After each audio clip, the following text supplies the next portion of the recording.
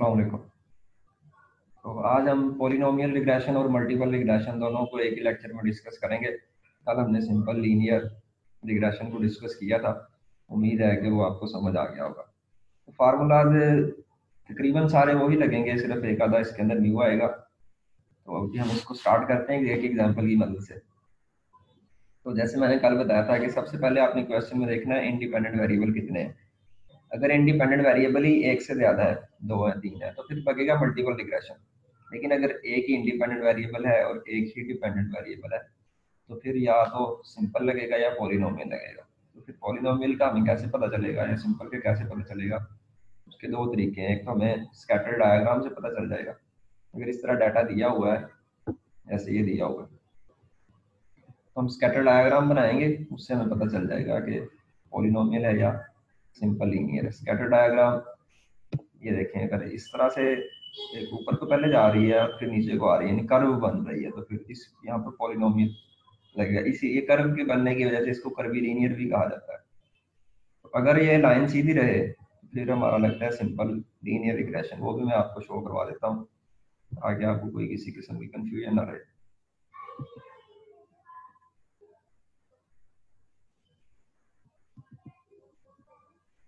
तो आज हम ये दोनों डिस्कस करेंगे, पॉलिनोमियल भी और मल्टीपल भी। अगर आपको सिंपल आता हो तो ये बहुत आसान है, लेकिन अगर आपको सिंपल नहीं आता तो फिर ये इनकी कोई समझ नहीं आएगी, वैसे सर के ऊपर से बात गुजर जाएगी। जो क्वेश्चन है पॉलिनोमियल के, ये बिल्कुल वैसे ही हैं जैसे कल हमने सिंपल लीनियर में लिखे थे। फिट द अप्रोप्रिएट मॉडल, ये find the coefficient of determination and interpret its value, predict y x is equal to 3, test the hypothesis. Same वही वाले क्वेश्चन है। डिफरेंस यहाँ पर क्या है, फिर अभी हमें वही देखना है कि डिफरेंस कहाँ पर आ रहा है। ये देखें, SLR मॉडल कल हमने डिस्कस किया था।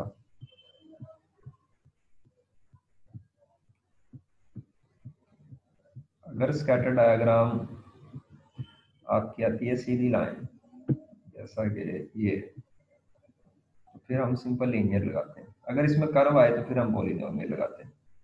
सिंपल को कल हमने डिस्कस कर लिया था, पॉलिनोमियल की तरफ हम चलते हैं आज।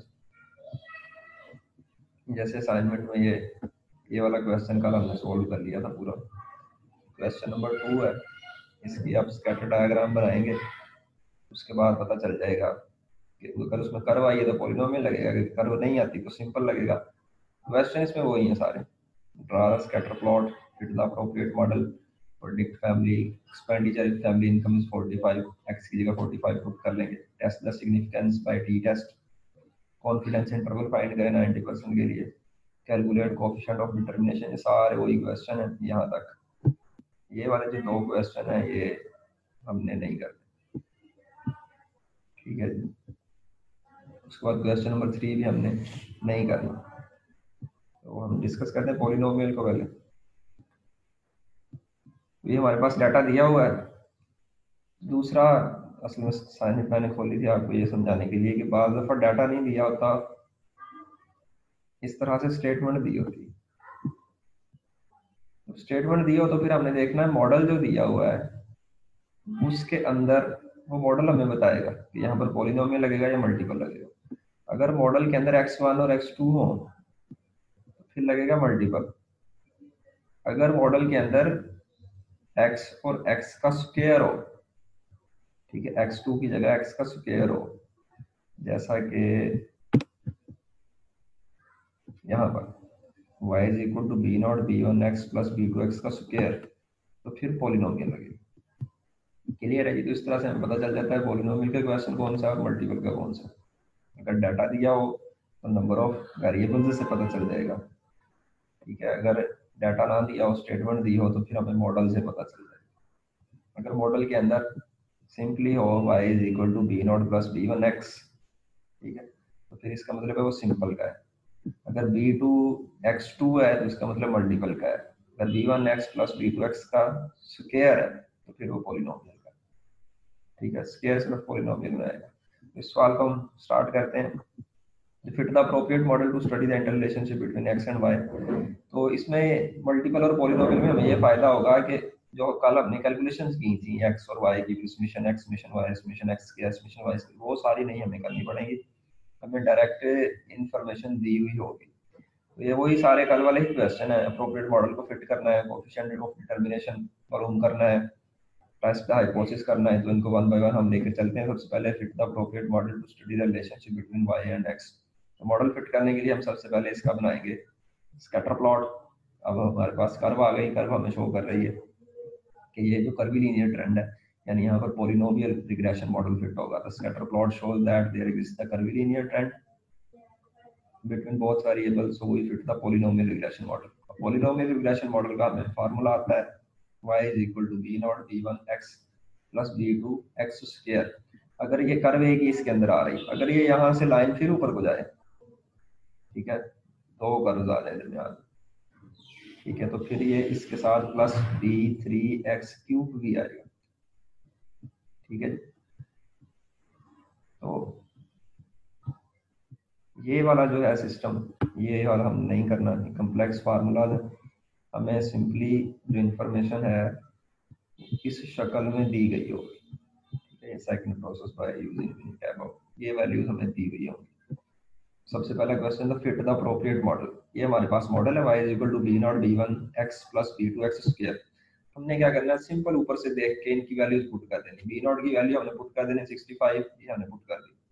स्क्रीन को थोड़ा बड़ा कर देता हूं। b1 की वैल्यू 32 ऊपर से देख के पुट कर दी, b2 की वैल्यू ऊपर से -3 पुट कर दी। ये हमारा मॉडल फिट हो गया, ये क्वेश्चन कंप्लीट। बी पार्ट था find the coefficient of determination. इस तरह पूछा जा सकता है और इस तरह पूछा जा सकता है कि is model best or good fit. कल हमने पढ़ा था r square is equal to RSSR over TSS होता है। SSR भी हमें दी है 5185, TSS भी हमें दी है, दोनों को डिवाइड करेंगे 0.81 आ गया, 100 से मल्टीप्लाई किया तो 81% आ गया। अब पॉलिनोमियल और मल्टीपल में हमने r स्क्वायर की बेस पर डिसीजन नहीं देना होता, हमने हमेशा एडजस्टेड r निकालना, तो r एडजस्टेड हम निकालें, ठीक है। याद रखें पॉलिनोमियल में भी और मल्टीपल में भी r एडजस्टेड का ये फार्मूला है, r adjusted is equal to 1 minus n minus 1 over n minus 1 minus k into 1 minus R square. 1 ऐसे ही आ गया, n हमारे पास ऊपर 10 दिए हुए हैं, उसमें से 1 माइनस कर लिया, फिर n 10 आ गया, फिर 1 आ गया। अब ये k इज इक्वल टू 2 है, k होते हैं इंडिपेंडेंट वेरिएबल्स, हमारे डाटा में तो एक ही है, लेकिन मॉडल के अंदर दो इंडिपेंडेंट वेरिएबल b1 और b2, इसलिए हम यहाँ पर 2 पुट करते हैं k की जगह। अगर यहाँ पर प्लस b3x क्यूब होता तो हम k की जगह 3 पुट करते, ठीक है। 1 आ ही नहीं सकता क्योंकि पॉलिनोमियल में अगर ये हो b नॉट प्लस b1x तो होता ही सिंपल लीनियर। क्लियर हो गया जी। एडजस्टेड की वैल्यू आ गई 76%, तो हम कह देंगे model is almost best fit. इसकी इंटरप्रिटेशन नहीं लिखी इसने, इंटरप्रेट पूछा था लेकिन यहाँ पर सॉल्व नहीं किया हुआ। इंटरप्रिटेशन इसकी ये है कि 76% variation in y will be due to the regression and remaining 24% variation will be due to the other neglected factors। यहाँ पर मैं लिख देता हूँ, जितना भी जवाब आया 76% यहाँ पर आया है, तो 76% उसका मतलब ये है 76% of the total variation is due to regression or independent variable and the remaining 24% variation is because of neglected factors। For example हम स्टडी कर रहे हैं फर्टिलाइजर का यील्ड के ऊपर क्या इम्पैक्ट आ रहा है, तो यील्ड के अंदर जो चेंज आ रही है बार बार, वो 76% वो फर्टिलाइजर की वजह से आ रही है जो हमारा इंडिपेंडेंट वेरिएबल है, बाकी 24% अदर फैक्टर्स की वजह से आ रही है, उसमें क्लाइमेट है, इरिगेशन वगैरह जो कुछ भी जिनको हम स्टडी नहीं कर रहे, ठीक है। अगर हम इस एग्जांपल की बात करें तो इसके अंदर उसने कहा था data is regarding time in weeks and the corresponding yield in kg. First week में 100 की यील्ड होती है, सेकंड में 125, इस तरह बढ़ती जा रही है, फिर एंड पे कम होना शुरू हो गई। तो इसका मतलब ये जो यील्ड में चेंज आ रहा है बार बार 76% टाइम की वजह से आ रहा है, 24% अदर निग्लेक्टेड फैक्टर्स की वजह से आ रहा है, ठीक है। ये बेसिकली प्रेडिक्शन इसकी इंटरप्रिटेशन है आर स्क्वायर की। सी क्वेश्चन है predict Y if X is equal to 3। Model में हम एक्स की जगह पर 3 पुट कर देंगे सिंपली। तो ये सी क्वेश्चन यहाँ पे सॉल्व किया है, वो सारा मॉडल वैसे ही आ गया, एक्स की जगह हमने 3 पुट कर दिया, तो इसका जो भी आंसर आएगा वो हमारी प्रेडिक्ट वाई हो जाएगी। चौथा है test the overall significance of regression model. अगर ओवरऑल पूछी हो तो हम एफ टेस्ट लगाते हैं, अगर पार्शियल पूछी हो तो हम टी टेस्ट लगाते हैं। ठीक है, तो ओवरऑल पूछी है तो हम एफ टेस्ट लगाएंगे। Step 1 H not is equal to beta 1 is equal to beta 2 is equal to 0, और एच 1 है कि इन दोनों में से कोई एक भी नॉन जीरो होगा, at least 1 beta is non zero. Step 2 the level of significance 0.05 है, क्योंकि ऊपर नहीं दिया तो हम ये लगाएंगे। टेस्ट 3 है जी, स्टेप 3 में हम टेस्ट स्टैटिस्टिक लिखते हैं तो एफ टेस्ट लगेगा, कैलकुलेशन में हम एफ टेस्ट का वो बना लेंगे जो हमने कल भी किया था। सोर्स ऑफ वेरिएशन में 3 चीजें आ गई, रिग्रेशन, एरर और total. Degree of freedom regression की हमेशा के इक्वल होती है, के इसके अंदर एक एक्स है, एक एक्स स्क्वायर है, इसलिए 2 आ गया। एन हमारा 10 था तो टोटल एन माइनस 1 9 आ गया, 9 में से 2 गए, एरर की डिग्री ऑफ फ्रीडम 7 आ गई। एसएसआर में ऊपर दी है 5185 और टीएसएस दी है 6402। इसमें से टीएसएस में से एसएसआर निकालेंगे तो एसएसई आ जाएगी 1217। ठीक है, ये हमें ऊपर 2 वैल्यू दी हुई है, ये देखें टीएसएस भी और एसएसआर। क्लियर हो गया जी। उसके बाद हमने एमएस निकालना है, एमएसआर होता है SSR over degree of freedom of regression. 5185 को 2 पे डिवाइड किया, 2592.7 आ गया। इसी तरह इसको 1217 को डिवाइड किया 7 पे, तो ये 173 आ गया। देन एफ कैलकुलेटेड का हमारे पास फार्मूला है एमएसआर ओवर एमएससी। 2592 को 173 पे डिवाइड किया, ये 14 जवाब आ गया। टैबुलेटेड हमने टेबल से देखना है 4.74। हम कंक्लूजन लिख देंगे since F calculated is greater than F tabulated, so we reject the H not and concluded that the overall model is significant. ठीक, उसके बाद आता है पार्शियल इफेक्ट। हम पूछा जा सकता है कि ओवरऑल तो सिग्निफिकेंट है, पार्शियली क्या ये सिग्निफिकेंट है या नहीं है। ये जो हमारा मॉडल है y is equal to B not plus B one X plus B two X का स्क्वायर, ओवरऑल तो ये सिग्निफिकेंट है क्या।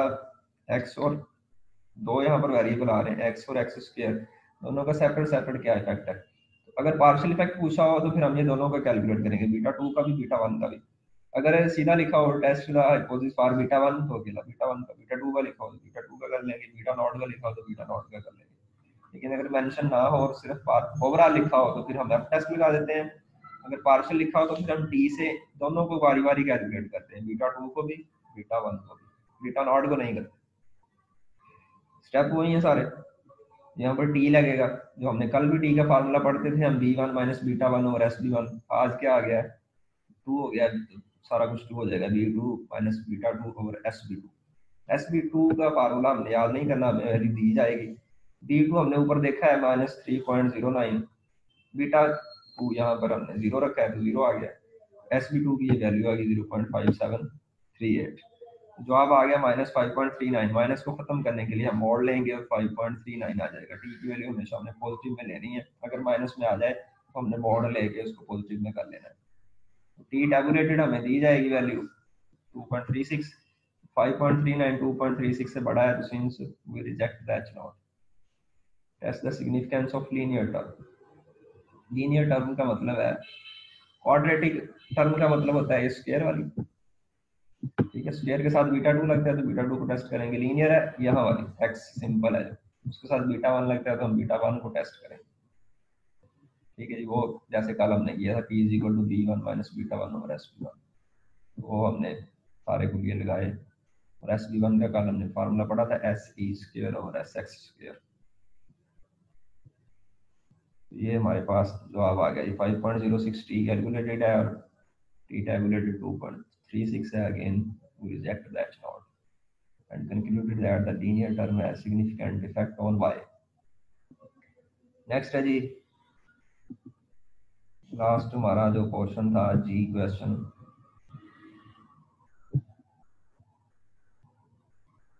Eight what value of find 95% confidence interval. Confidence interval जो है ये हमने इसमें पार्शियल में और मल्टीपल में नहीं करना।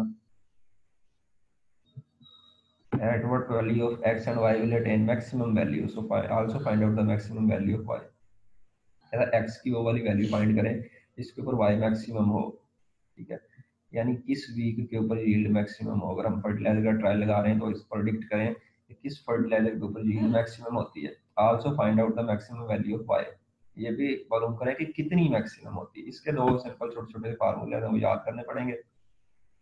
तो मैक्सिमम पूछी जा सकती है, मिनिमम भी। फार्मूला हमेशा एक ही रहेगा, एक्स की वैल्यू जिसके लिए वाई मैक्सिमम या मिनिमम हो उसका formula x is equal to minus B one और टू बी टू।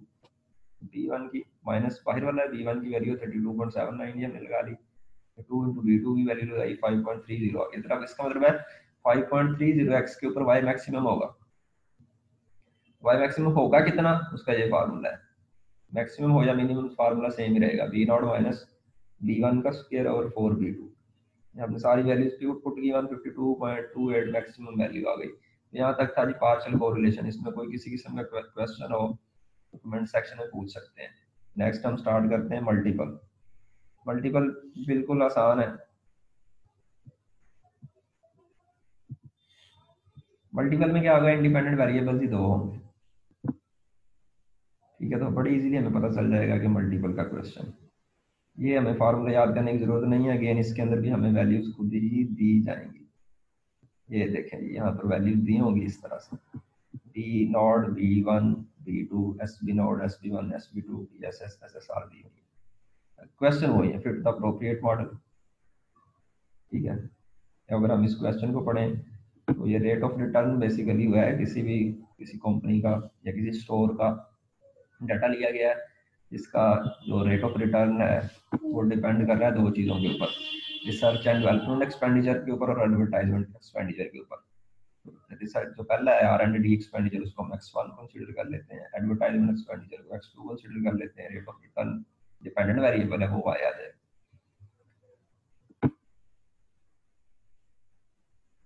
लें सबसे पहले फिट द मॉडल है, तो ये फार्मूला हमें पता है एम एल आर के लिए Y is equal to B not plus B one X one plus B two X two. यहाँ पर देखें एक्स टू है, पोलिनोमियल में बी टू एक्स स्क्वायर होता है और बी वन एक्स होता है, एक्स वन नहीं होता। क्लियर है जी। तो यहाँ पर हम सिंपल क्या करेंगे, ऊपर से देख के वैल्यूज पुट कर लेंगे। बी नॉट की आ गई -7.54, बी वन की आ गई 1.07, ये यहाँ से ली हमने। इसी तरह बी टू की पुट की, तो ये हमारे पास क्या आ गया जी, फिट द मॉडल। मॉडल हमने फिट कर दिया। डी पार्ट है, इसको इंटरप्रेट करें। इंटरप्रेट कैसे करेंगे, जैसे मैंने कल बताया था, B not is equal to -7.54, that is the average value of Y. b1 is equal to 1.07 means that the change in y will be 1.07 as per unit change in x1। x1 क्या है हमारे पास, research and development के ऊपर जितना expenditure है। सादा लफ्जों में हम कह सकते हैं, इसको अपने लफ्जों में आप जैसे मर्जी लिख लें कि रिसर्च एंड डेवलपमेंट एक्सपेंडिचर के ऊपर ₹1 खर्च होगा तो रेट ऑफ रिटर्न के अंदर 1.07 का चेंज आएगा। ठीक है, इसका यूनिट देख लें, रुपया है या डॉलर है, जो भी है। वो आपको ऐसे लिखने की जरूरत नहीं, आप सिंपल स्टेटमेंट अगर लिखते हैं वो ज़्यादा बेटर है। कहाँ गए इसके यूनिट, दिए ही नहीं है। तो हम सिंपल स्टेटमेंट इस तरह से लिख सकते हैं, b1 is equal to 1.07 means that the change in y will be 1.07 with per unit change in x1। Similarly, b2 0.24 means that change in y will be 0.24 as per unit change in x2। x2 क्या, advertisement के ऊपर expenditure कितना कर रहे हैं उसके ऊपर जितना वो चेंज आएगी उसके अंदर 0.24। ये इंटरप्रिटेशन है। नेक्स्ट है find the coefficient of determination.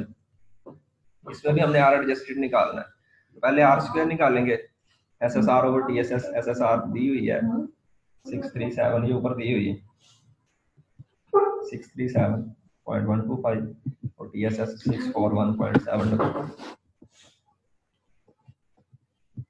तो ये हम पुट करेंगे, वैल्यू निकल आई 0.99 इन 99%।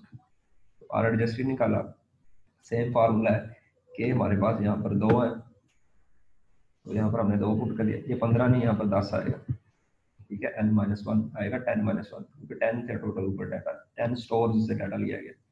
1 माइनस n-1 आएगा 10-1, जैसे ये देखिए नीचे 10 ही लिखा हुआ है इनकी जगह, 1 माइनस 2 1 माइनस आर स्क्वायर की वैल्यू। ये जो आंसर आ गया final 99%। Value of R adjacent indicated that about, ये है जी इंटरप्रिटेशन पिछले क्वेश्चन में कि 99% जो variation in the dependent variable या in the Y has been explained by linear relationship, यहाँ हम लिखेंगे due to the regression and remaining 0.84 is due to the other unknown या neglected factors। ठीक है, तो हम यहाँ पर एंड ये भी लिखेंगे since R adjusted is greater than 75% so model is best fit। ठीक है, डी पार्ट क्वेश्चन का क्या था जी, predict the rate of return if R and D on is 30 and advertisement expenditure 50, research and development पे 30 खर्च हो रुपए या डॉलर जो भी है, एडवर्टाइजमेंट पे 50 हो, तो फिर रेट ऑफ रिटर्न बताएं जी। हमने आर एंड डी को x1 कहा है एक्सपेंडिचर, और एडवर्टाइजमेंट को x2 कहा है, तो x1 की जगह 30 पुट करेंगे, x2 की जगह 50 पुट करेंगे, तो आर आर हमारी निकल आएगी।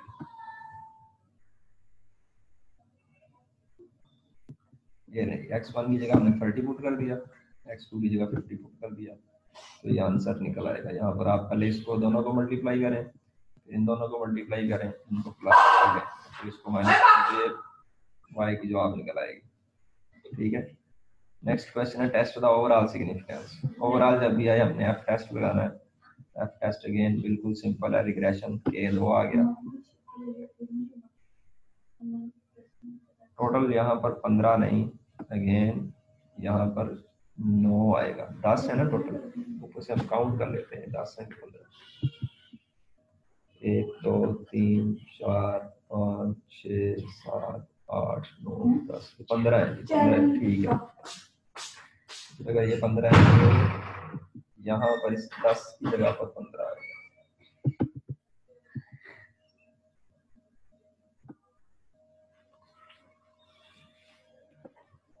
ठीक है, ये तो टोटल n -1 होता है, तो 15 में से 1 गया 14, रिग्रेशन के 2 है तो 2 आ गया, तो 14 में से 2 गए तो 12 एरर आ गया। SSR हमें दी थी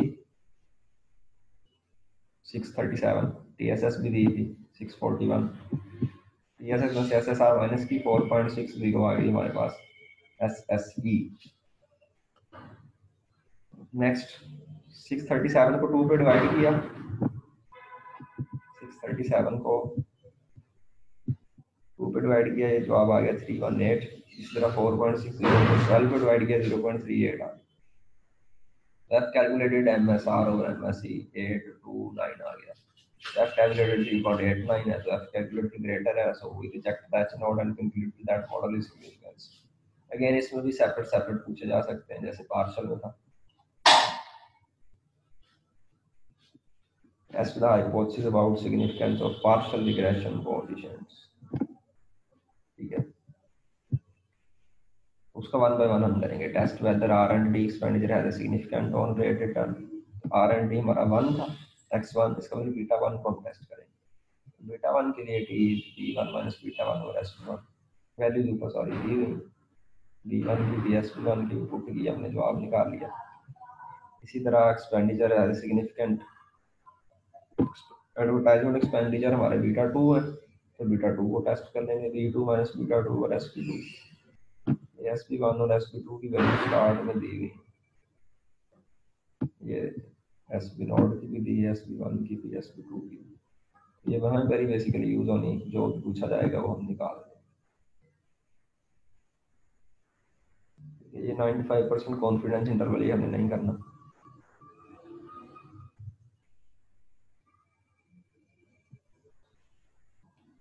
ठीक है जी, तो ये था मल्टीपल लीनियर रिग्रेशन, ये उसका सेकंड क्वेश्चन स्टार्ट हो गया। इसमें किसी की सभी कंफ्यूजन हो तो आप पूछ सकते हैं। अब इसके मैं एक दो जो क्वेश्चन असाइनमेंट में है वो भी आपको यहाँ पर कोशिश करता हूँ सॉल्व करने।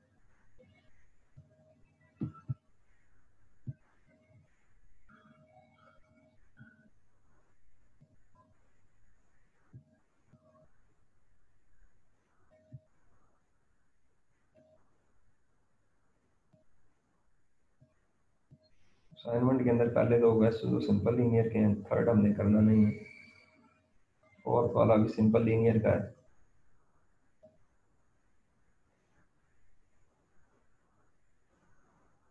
ये देखें ये फिफ्थ वन, x1 और x2 दिया है ये मल्टीपल कर, ठीक है। इसकी वैल्यू सर ने क्लास में लिखवाई थी, पुट करके हम मल्टीपल से निकाल, ठीक है। जो भी सारा कुछ करना है जो भी आपको बताया। देखिए क्वेश्चन है, इस तरह से भी पूछा जा सकता है, ये मैं करवा देता हूँ। Following estimated regression equation relating sales to inventory investment and advertisement expenditure वाद है। कहता है जी सेल है जो किसी स्टोर की आ रही है, वो दो चीज़ों पे डिपेंड कर रही है, इन्वेंट्री इन्वेस्टमेंट के ऊपर कितने पैसे लगाए हैं उसने माल खरीदने के लिए, और एडवर्टाइजमेंट के ऊपर कितने पैसे लगाता है। y is equal to 25 plus 10x1 plus 8x2, x1 और x2 आ गया, हमें पता चल गया मल्टीपल लगेगा। तो data used to be develop the model came from the survey of 10 stores, n कितना आ गया जी 10, टीएसएस कितना है 16,000, SSR 12,000, compute SSC MSc MSR. तो यही नीचे ही सोल्व कर लेते हैं हम इसको। कंप्यूट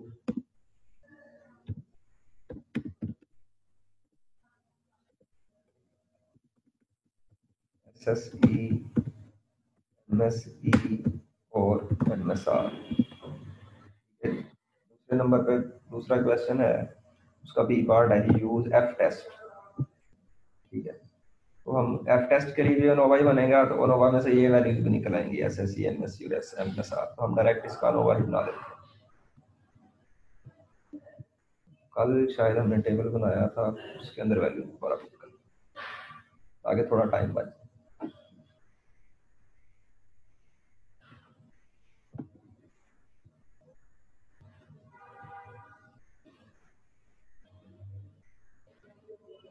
कल टेबल नहीं बनाया था ये। तो अब हम क्वेश्चन को देखते हैं, उसके हिसाब से टेबल बना लेते हैं।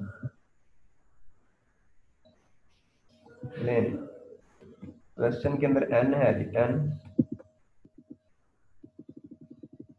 और इंडिपेंडेंट वेरिएबल हैं दो। तो सबसे पहले नोवा टेबल के अंदर हम रिग्रेशन इंडिपेंडेंट वेरिएबल हैं दो, ये आ गए। n 10 है तो 10 माइनस 1 9 हो गया, इसको थोड़ा बड़ा कर, एरर जो है 9 माइनस 2, यहाँ पर कितना आ जाएगा जी 7, ठीक है जी। एसएसआर हमें दी हुई है 12,000 और टीएसएस दी हुई है 16,000, 16 में से 12 गए 4,000 आ जाएगी हमारी एसएसई।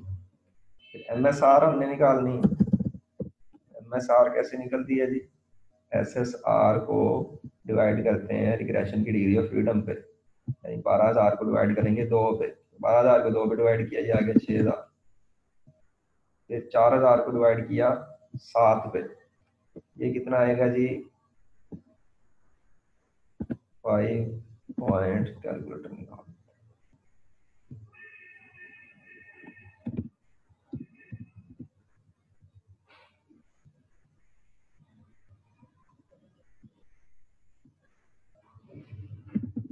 4,000 571.43, ठीक है। तो अब एफ कैलकुलेटेड निकालना है हमने, 6,000 को 571 पे तकसीम 6,000 तकसीम 571.43, जवाब आ गई 10.49, 10.49। यार तकरीबन इतना की होता है, इसका भी 4 point something. Since F calculated is greater then, तो हम रिजेक्ट कर देंगे एच नोट को, ठीक है जी। पार्ट बी भी हो गया, पार्ट ए भी हो गया। पार्ट बी था यूज एफ टेस्ट, हमने लगा दिया। S S E M S C और एम एस आर निकालने थे, तो ये हमने निकाल दिए हैं जी। ये एस एस ई निकल आया 4,000 T S S minus S S are करके, ये एम एस आर निकल आया जी एस एस आर को उस degree of freedom of regression पे डिवाइड करके, और ये एम एस सी निकल आया है जी एस एस सी को degree of freedom of error पे डिवाइड करके। तो ये हमारा क्वेश्चन कंप्लीट हो गया। बिल्कुल इसी तरह इससे नीचे वाला क्वेश्चन,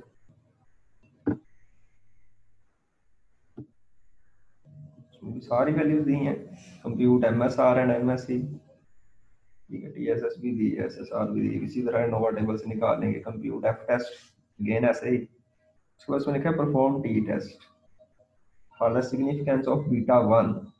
यहाँ पर हम T टेस्ट लगाएंगे। T टेस्ट में फार्मूला लगेगा B1 minus beta 1 over SB1। B1 हमें दिया हुआ है यार 0.59, ठीक है जी, और SB1 भी दिया हुआ है 0.083। ये लगाएंगे, वैल्यू पुट करेंगे, सिंपली निकाल लेंगे। फिर बीटा 2 के लिए कहा है चौथे पार्ट में, तो SB2 की नीचे वैल्यू आ जाएगी, B2 की ऊपर आ जाएगी 0.50। कोई मुश्किल ही नहीं।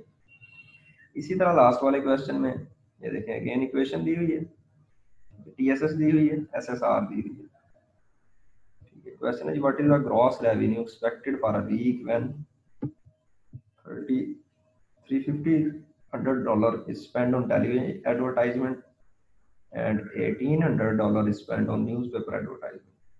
पहले क्वेश्चन को थोड़ा सा पढ़े कि पूछा गया था, owner show time movie theater including used multiple regression analysis project gross revenue. Revenue उसको कितना आता है जी, टेलीविजन एडवर्टाइजिंग से और न्यूज़पेपर एडवर्टाइजिंग से। तो रेवेन्यू उसका वाई है, यानी डिपेंडेंट वेरिएबल है, और टेलीविजन एडवर्टाइजमेंट X1 है पहला इंडिपेंडेंट वेरिएबल, और दूसरा न्यूज पेपर एडवर्टाइजमेंट X2 है जी दूसरा इंडिपेंडेंट वेरिएबल। तो ये हमें मॉडल दिया है 83.20 प्लस 2.29, ये 83.20 बी नॉट है बेसिकली, D1 है 2.29, D2 है 1.30।